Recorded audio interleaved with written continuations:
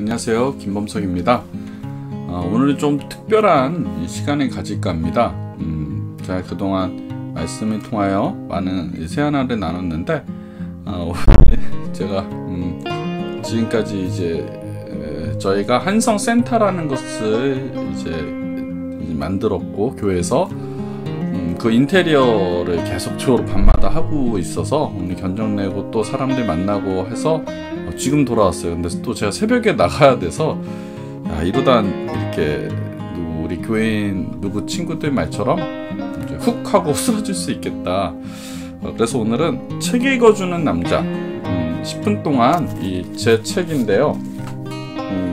광야를 걷다라는 책입니다. 이 광야를 걷다, 역전은 사실 많이 봤겠죠. 역전은 많이 봤지만 이 광야를 걷다라는 책은 제가 사실 잘 내놓지 않은 책입니다. 두란노에서 나왔고요. 솔직히 별로 이제 저한테는 좀 제가 좋아하진 않는 책 중에 하나일 거예요. 제가 놨지만 역전을 냈고는 굉장히 이제 사람들도 이제 반응도 좋았고 이렇게 했는데, 역전을 내놓고 제가 바로 호주로 이렇게 떠났기 때문에 역전이 3세인가 4세까지 찍히고 이제 그만뒀어요. 근데 그 뒤에 이제 한국에 다시 돌아왔을 때 두란노에서 광야를 걷다라는 책을 이제 다시 내자 그래서 낸 건데, 이때부터 제 삶이 광야를 걸어서 지금까지 계속 이어지는 거예요. 그래서 책 제목 잘 내야겠다. 뭐 알잖아요, 누가 내려놓음. 이래서 아직까지 내려놓고 계시죠, 그분. 그래서 뭐 떠나가네 이러면 지금도 떠나가고 있고, 뭐 이렇게 해서 책대로 되는 것 같아요. 근데 광야를 걷다는 광야를 지금까지 걷고 있어서 제가 별로 사랑하지 않는 책인데 사랑하려고 그럽니다. 그래서 제가 오늘은 이 책의 한 부분을 여러분과 함께 나누도록 하겠습니다. 47페이지예요.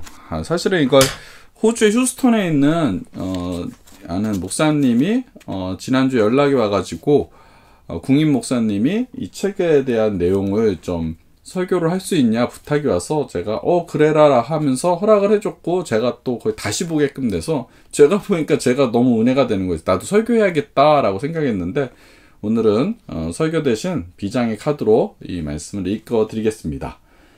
47페이지에 있어요. 그래도 내 줄임배를 채우자고 은혜를 팔지 말자라는 제목입니다. 자, 점점 장사하는 법을 배우고 시장에서의 삶이 익숙해지면서 처음보다는 장사 수완이 생겼지만 그래도 생활은 좀처럼 나아지지 않았습니다.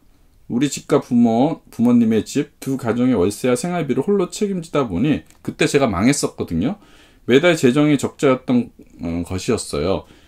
시간은 금세 흘러 한 달, 두 달, 세 달 월세가 밀렸습니다. 장사를 처음 시작하게 되니까 제가 장사를 잘 못하겠죠. 그 당시 집안이 망해서 장사를 할 수밖에 없었고, 과일 장사를 하는데 제가 돈을 못 벌게 되니까 월세를 밀리게 됐어요.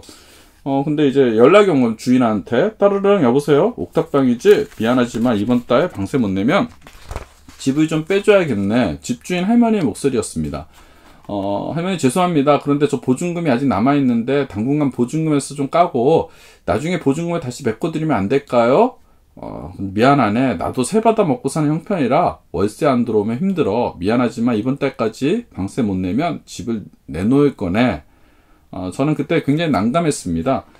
돈이 생기면 부모님 집 월세를 먼저 냈고, 남은 돈으로 부모님 생활비 챙겨드리고 나서 늘 마지막으로 우리 집 월세를 내다 보니까 월세가 밀린 겁니다. 더욱이 이번 달은 아버지가 갑자기, 그때 아버지가 혈압으로 좀 쓰러지셔서 응급실로 가고 치료도 받으시느라고 예기치 않는 병원비까지 들어가는 바람에 가기가 더 어려워져서 제가 월세를 내지 못했습니다. 아내가 걱정을 합니다. 당장 여기보다 싼 옥탑방이 없는데 어떻게 할까? 가만히 있자. 밀린 월세가 얼마지? 한 달에 30만원씩, 세 달이면 90만원. 이번 달 월세까지 합하면 총 120만원, 그리고 부모님 월세 35만원, 부모님 생활비 40만원까지 합하면 최소 195만원은 있어야 하는데, 근데 저희가 돈이 없는 거예요. 아내가 격리를 해서 벌어오는 급여는 매달 100만원이었습니다. 그 당시. 그런데 그때까지 저는 장사를 잘 못했습니다. 다행히 마이너스 수입은 아니었지만 생활하기엔 턱없이 부족한 돈이었습니다. 아내의 100만원과 내가 가끔 가지고 오는 돈이 전부라 두 가정의 생활비와 월세를 감당하기는 버거웠습니다. 그날 저녁 아내와 나는 저녁을 먹기에 밥상 앞에 앉았는데 저는 갑자기 오랜만에 아내와 같이 기도를 하고 싶었습니다. 평상시 아내와 같이 기도하고 싶어서 그럴 기회가 없었는데 문득 밥을 먹기 전에 이 자리에서 같이 기도하고 싶은 마음이 든 겁니다. 그래서 제가 말했죠. 여보, 내가 식사 기도할게. 네. 아내가 당황한 무릎을 꿇었고 저도 무릎을 꿇었습니다. 주님, 우리에게 일용할 양식을 주셔서 감사합니다. 그런데 주님, 주님이라고 하자마자 갑자기 목이 메어졌습니다. 제가 울음을 삼키며 기도했습니다. 주님, 너무 어렵고 다시 목이 메는 걸 꾹 참고 다시 기도했습니다. 주님, 너무 힘듭니다. 결국 뒷말을 다 하지 못하고 눈물을 흘렸습니다. 우린 밥상 앞에서 소리저겨 울었습니다. 그때는 집안도 망하고 삶이 너무 어려웠고 생활비 자체가 너무 없었던 형편이라 그랬던 것 같아요. 그냥 모든 걸 서러웠습니다.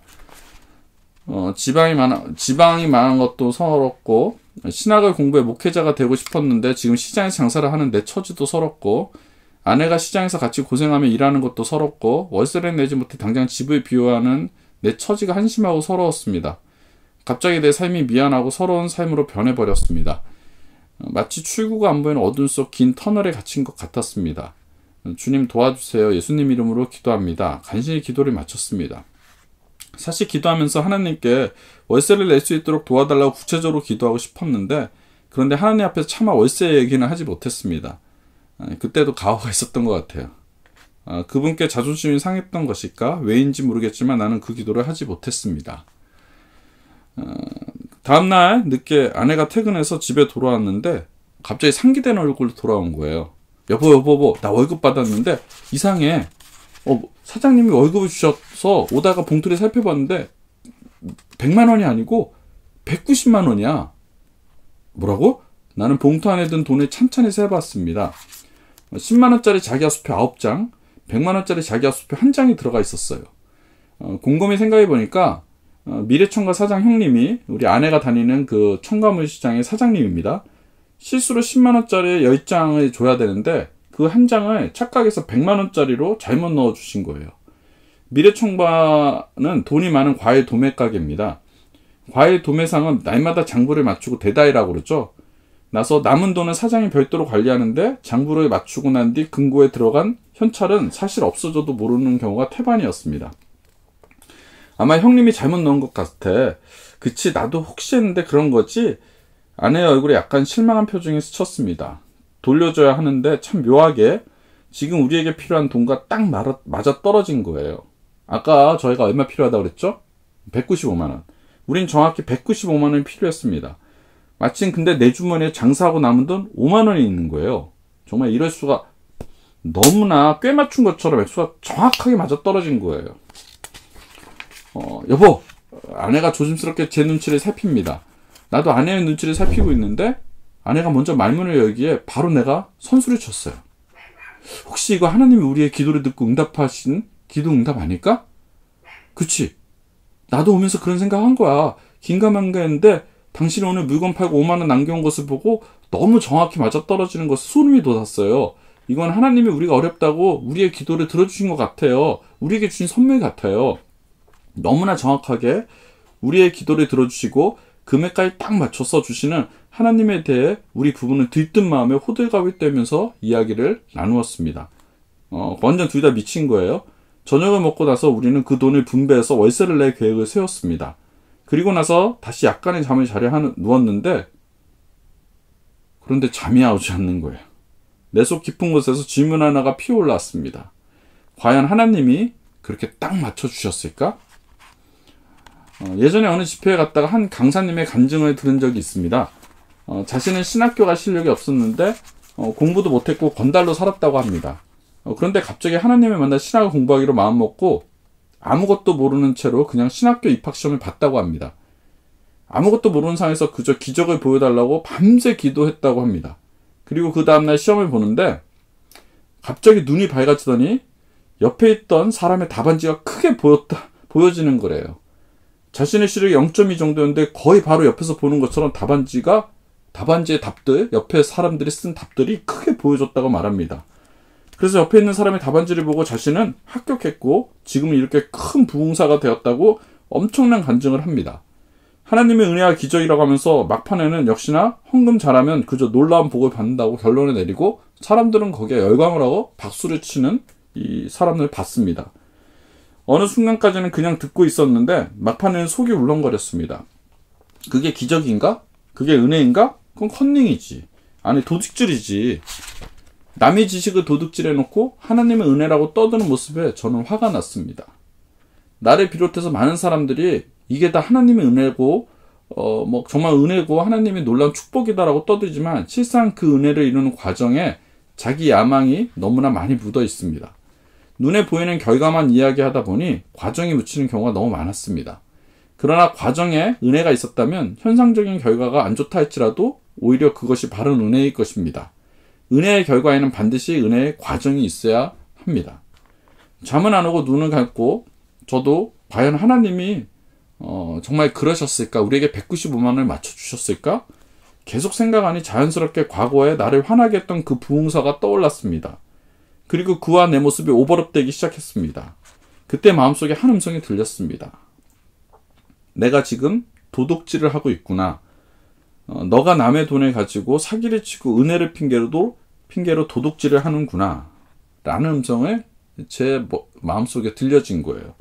순간 나는 벌떡 일어났어요.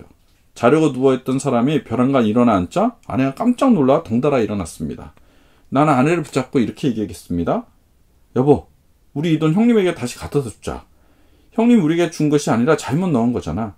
내가 비록 지금은 장사꾼이지만 그래도 주의 종이 되겠다고 한때는 신학도 공부했는데 이건 아닌 것 같아. 그러자 아내가 내 결정에 반가운 듯 바로 수긍했습니다. 사실 저도 마음이 너무 힘들었어요. 그래요. 우리 당장 어렵다고 해도 지금까지 우리에게 은혜를 베푼 사장님을 배신하지 말아요.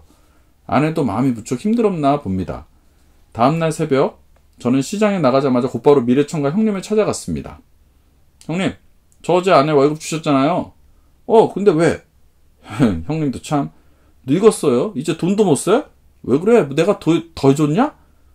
저는 100만 원짜리 한 장을 건네주면서 형님에게 어제 상황을 정리해서 얘기했습니다.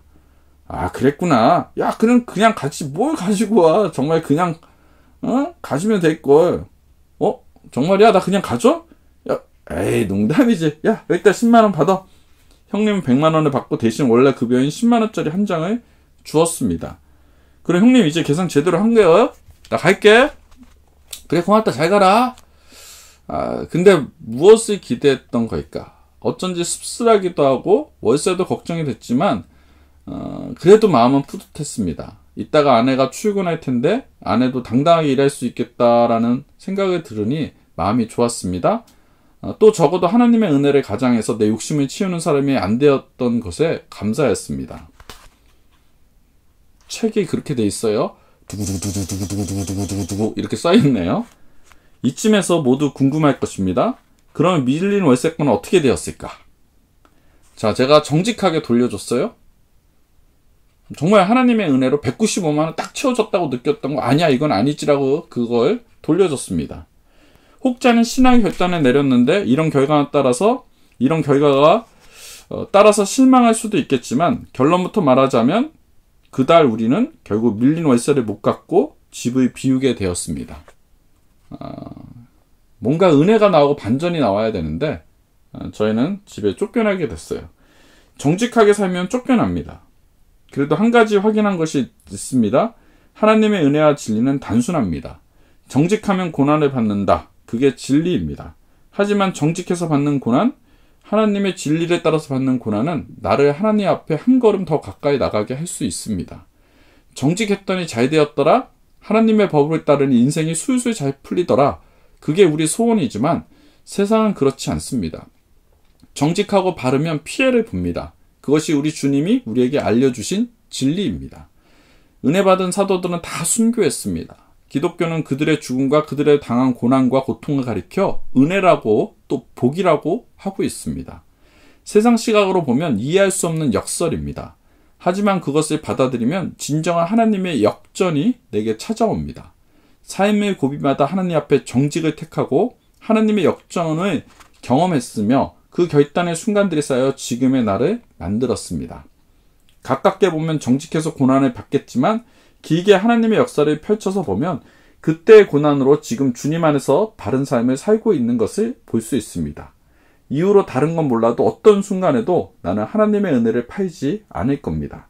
내가 주님 앞에서 바르게 살게 된 것이 잘된 것입니다. 그게 주님이 우리에게 말씀해 주시는 축복입니다. 나는 그 복을 믿습니다. 라는 내용이었습니다. 제 삶의 간증, 광야를 걷다. 두란노에 나왔습니다. 제가 또 시간이 되면 조금씩 읽어드리겠습니다. 오늘 새하나를 통하여 하나님의 은혜, 하나님의 축복, 정직하여 복받는 축복을 받는 저와 여러분 되게 주의 이름으로 축복합니다. 감사합니다.